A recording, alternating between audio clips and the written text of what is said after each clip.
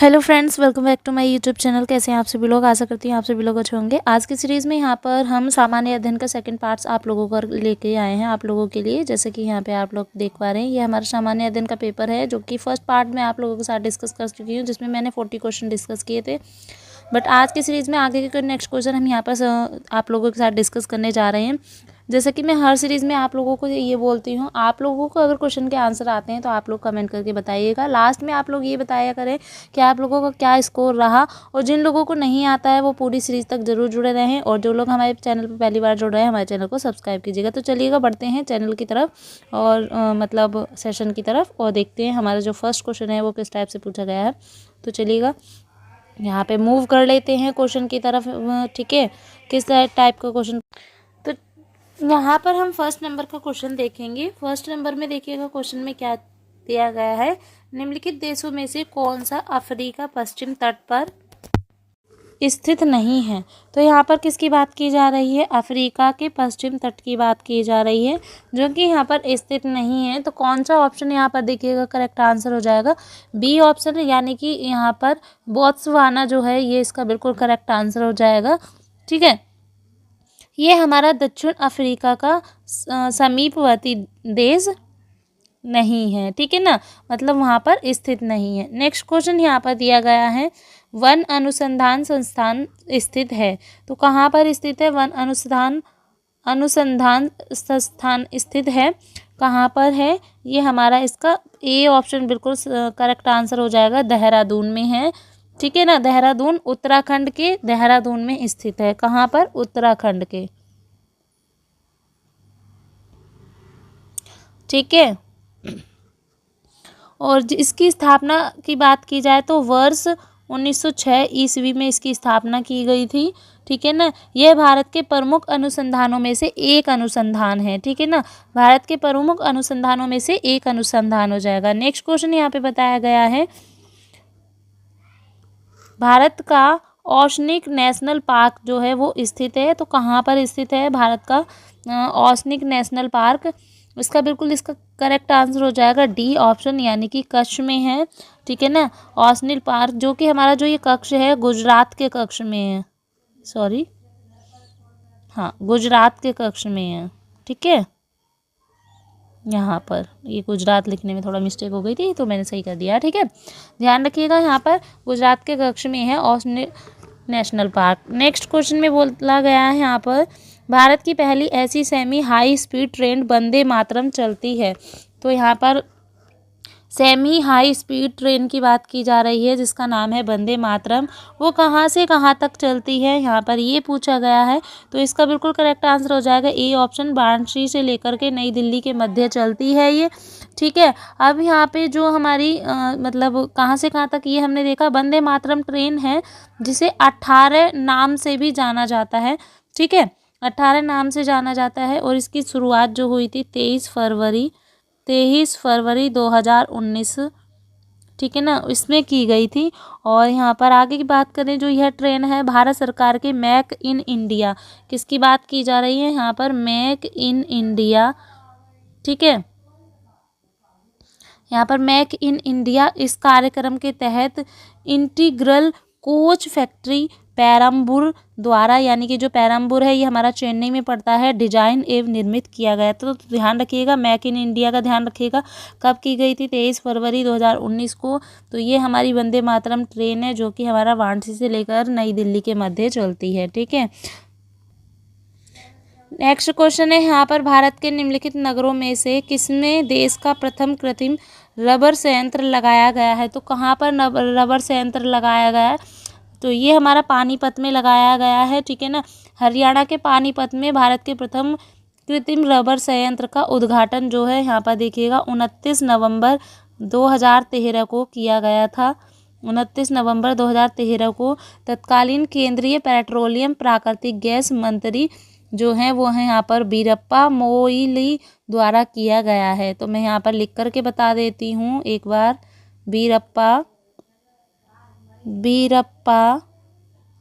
मोइली। ठीक है, मोइली द्वारा किया गया है। तो ध्यान रखना है इसको। और यहाँ पर डेट जैसे कि मैंने आपको बताया 29 नवंबर 2023 को इसका उद्घाटन किया गया था। नेक्स्ट क्वेश्चन की तरफ मूव करेंगे। आशा करती हूँ सेशन आप लोगों को काफ़ी अच्छा लग रहा होगा।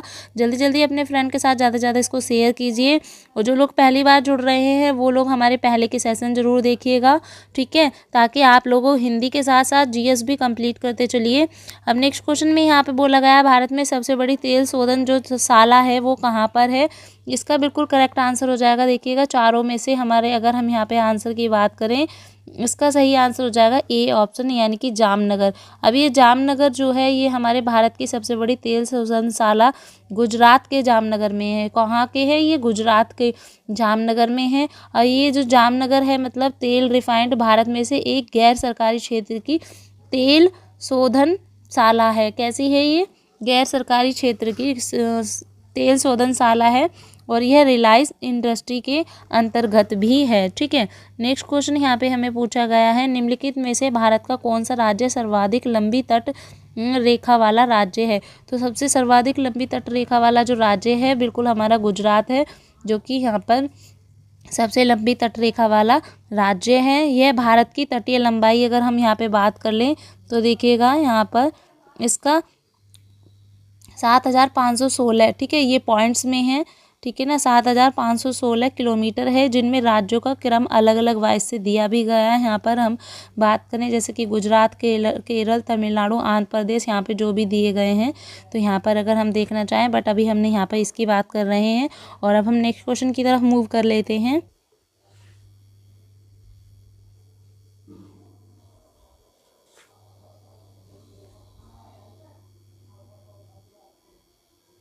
ठीक है, नेक्स्ट क्वेश्चन में यहाँ पर बताया गया है, देखिएगा,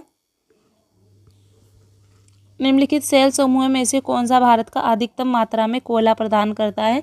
तो यहाँ पर हम देख लेंगे कि कोयला सबसे ज़्यादा, तो यहाँ पर बिल्कुल बी ऑप्शन इसका करेक्ट आंसर हो जाएगा, गोंडवाना समूह है, ठीक है। गोंडवाना समूह भारत में कोयला 2 प्रमुख भूमिक युगों के शैल क्रम में पाया जाता है। अब हम यहाँ पे हम सबसे पहले देखेंगे इनमें जो पहला है वो गोंडवाना समूह है, और जो दूसरी बात करी जाए यहाँ पर दूसरा यहाँ पर जो है देखिएगा मैं लिख के बता देती हूँ, टर्शियरी है, ठीक है, टर्शियरी है जो कि इसका दूसरा है। और पहले की बात की जाए तो यहाँ पर गोंडवाना है, ठीक है। अब गोंडवाना है जिसकी आयु जो है 200 लाख वर्ष से कुछ अधिक ज़्यादा हो गई है, ठीक है। और लेकिन यहाँ पर दूसरा जो बताया गया है इसका 55 लाख है, 55 लाख है, जैसे कि टर्सरी जो है इसका 55 लाख वर्ष पुराना है, पहले की बात की जा रही है, ठीक है ना। तो यहाँ पर ध्यान रखिएगा, दोनों ही काफ़ी महत्वपूर्ण हैं। गोंडवाना कोयला क्षेत्र में देश के कुल कोयले का अगर बात की जाए तो 98% यहाँ पर सबसे अधिक संचालित भंडार तथा लगभग 98% कोयला उत्पादन होता है। तो कहाँ पे बात की गई है? गोंडवाना समूह में। नेक्स्ट क्वेश्चन में बोला गया है, फरवरी 2020 में अमेरिकी राष्ट्रपति की भारत यात्रा के संदर्भ में निम्नलिखित कथनों में से कौन सा कथन सही या फिर नहीं है। यहाँ पे ये बात की गई है कौन सा से कथन सही है। 2 ऑप्शन दिए गए हैं, जैसे कि हमारे कोर्ट के क्वेश्चन आते हैं, दोनों में से हमें बताना कौन सा कथन सही है। फर्स्ट में बोला गया, अमेरिकी प्रथम महिला नागरिक मेलानिया ट्रंप ने दिल्ली के एक विद्यालय में योग सत्र को देखा एवं विद्यार्थियों से वार्तालाप किया। या फिर मेलानिया ट्रंप द्वारा देखा गया विद्यालय मोती बाग दिल्ली का सर्वोच्च सीनियर सेकेंडरी सह शिक्षा बाल विद्यालय था। दोनों ऑप्शन की बात की जाए तो देखिएगा यहाँ पर बिल्कुल करेक्ट आंसर हो जाएगा। फर्स्ट और सेकंड ये दोनों ही हमारे बिल्कुल सही दिए गए हैं। अब इसके कूट जो हमारे आंसर दिए गए हैं तो आप देख पा रहे हैं यहाँ पर सी ऑप्शन का करेक्ट आंसर हो जाएगा। नेक्स्ट क्वेश्चन यहाँ पर मूव करेंगे तो नेक्स्ट क्वेश्चन में बोला गया है, फरवरी 2020 में गठित राम मंदिर ट्रस्ट के संबंध में सूची 1 को हमें सूची 2 के साथ सम्मिलित करना है और सही कूट का हमें चयन करना है, ठीक है। तो यहाँ पर हमारे सूची 1 में नाम दिए गए हैं, सूची 1 में पद दिए गए हैं, तो यहाँ पर हम देख लेंगे पद को किस तरीके से मैच आउट करना है।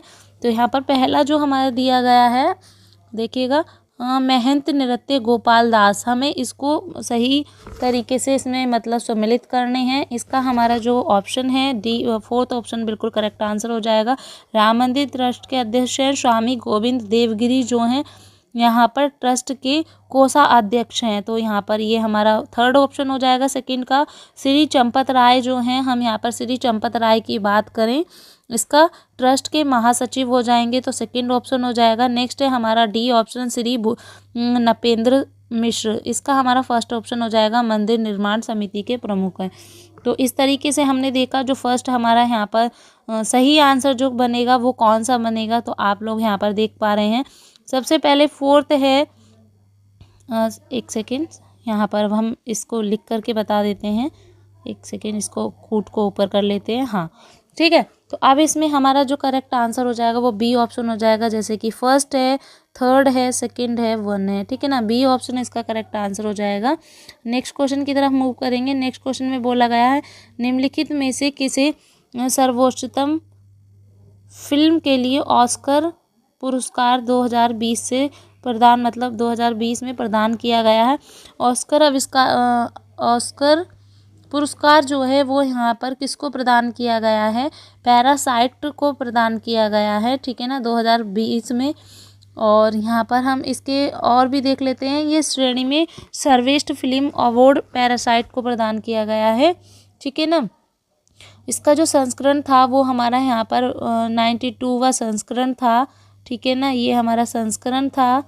और यहाँ पर जो academy of motion picture arts and sciences द्वारा इसको क्या किया गया है, प्रयोजित किया गया है। नेक्स्ट क्वेश्चन यहाँ पर बोला गया है प्रथम खेलो इंडिया विश्वविद्यालय खेल कहाँ आयोजित हुए हैं। प्रथम खेल की बात की जाए तो यहाँ पर भुवनेश्वर बिल्कुल इसका करेक्ट आंसर हो जाएगा। खेलो इंडिया विश्वविद्यालय खेल का आयोजन भुवनेश्वर यानी कि उड़ीसा की राजधानी भुवनेश्वर है। यहाँ पर इसको 22 फरवरी, ये हमारी उड़ीसा की राजधानी है, ठीक है,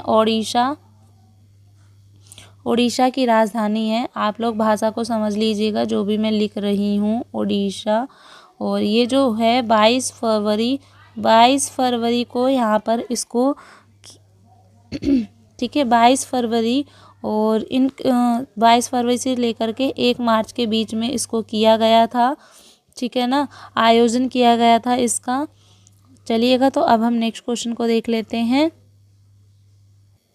नेक्स्ट क्वेश्चन में बोला जा रहा है ऑस्ट्रेलिया में फरवरी मार्च 2020 के दौरान आयोजित आईसीसी महिला T20 विश्व कप में कितने टीमों ने भाग लिया है। तो यहाँ पर कितने टीमों ने भाग लिया है, हमें यहाँ पर बिल्कुल सही आंसर बताना है।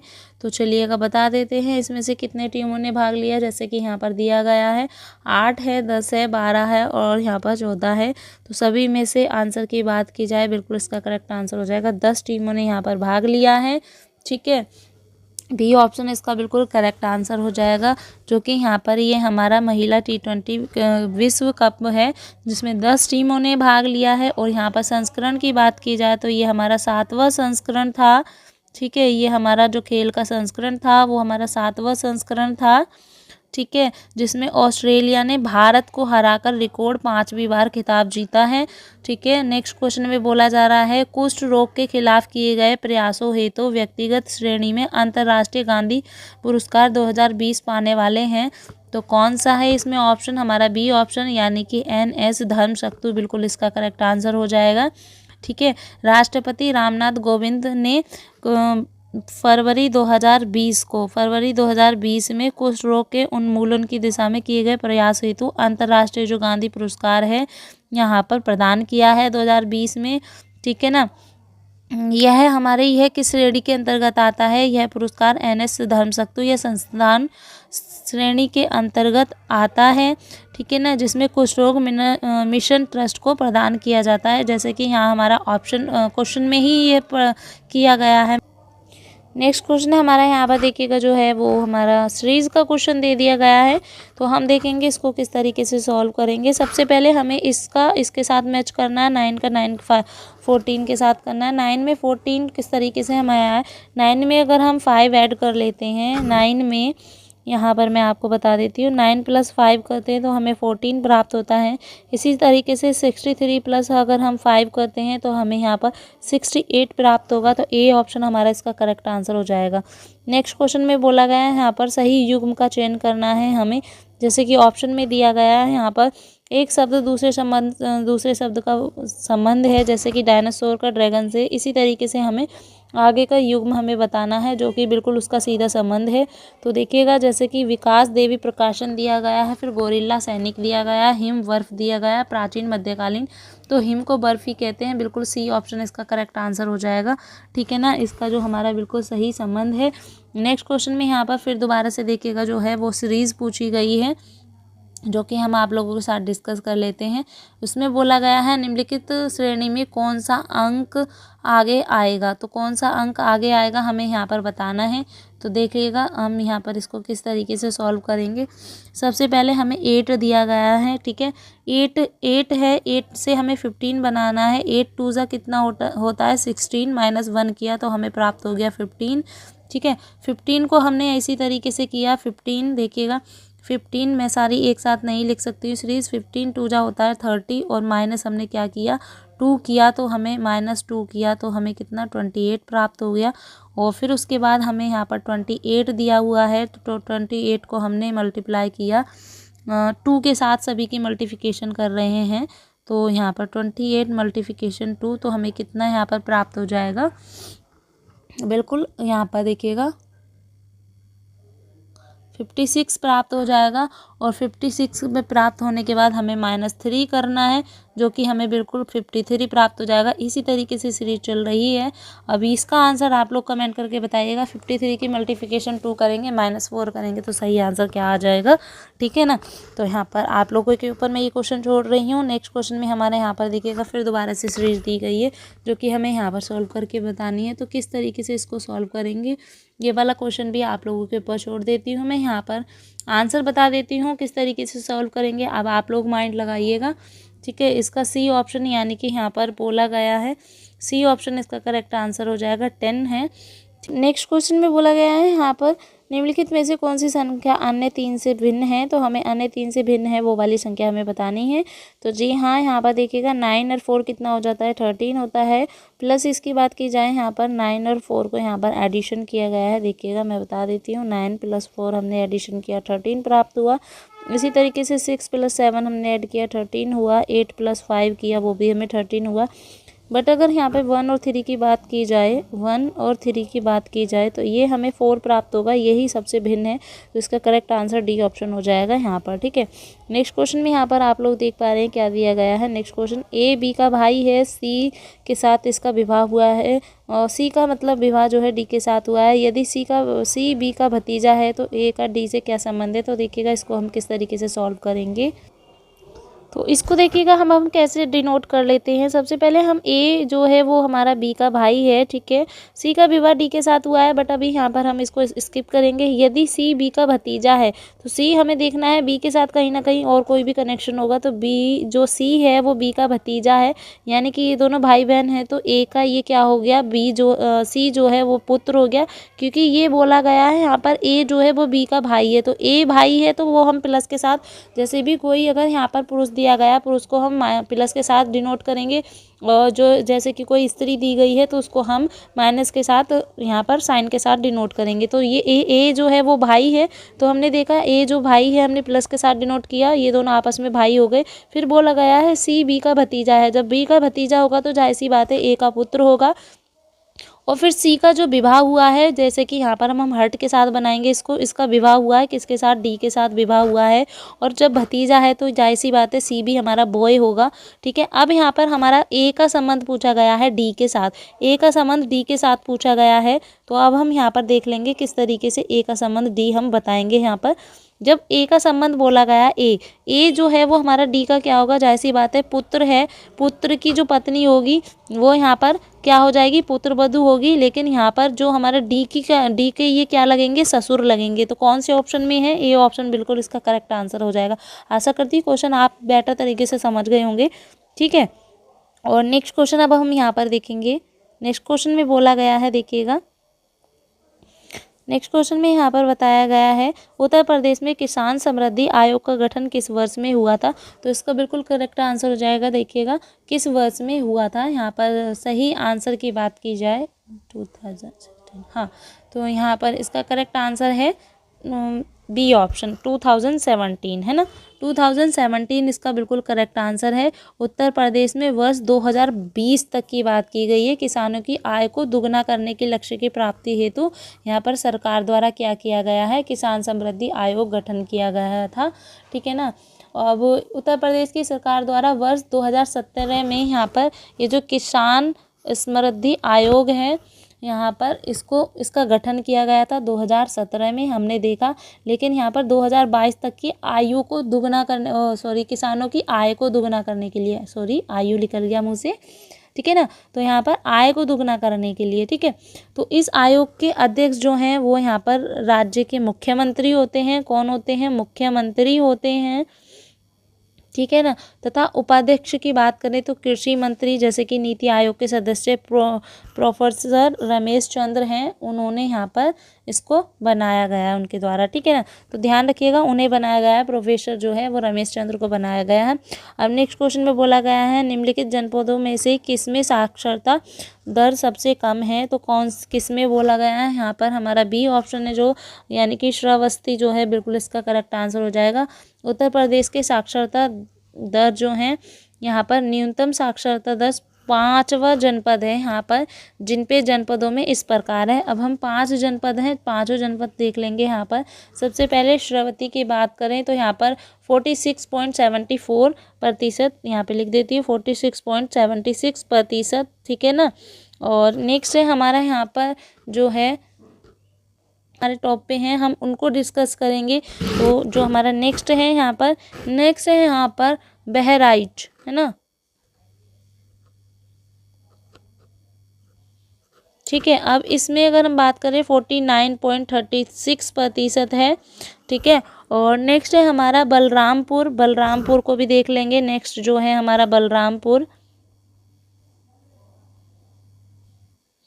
इसकी बात की जाए यहाँ पर बलरामपुर की तो 49.51% हो जाएगा यहाँ पर। और नेक्स्ट है हमारा यहाँ पर बदायूं, ये भी काफ़ी महत्वपूर्ण है। तो यहाँ पर ये सीरीज से दिए गए हैं, ये हमारा बदायूं 4th नंबर पे है, यानी कि 51.29%। और नेक्स्ट हमारा जो कि लास्ट 5 नंबर पर है, वो है यहाँ पर हमारा रामपुर। क्या है? रामपुर में बताया गया है 53.34%। ठीक है। ये हमारे चारों हैं। नेक्स्ट क्वेश्चन बोला गया है हमें कूट के साथ इनको सम्मिलित करना है, तो देख लेते हैं। अब डायरेक्ट यहाँ पर सम्मिलित करने की बात की गई है, इसका आंसर की बात करेंगे हम। ठीक है।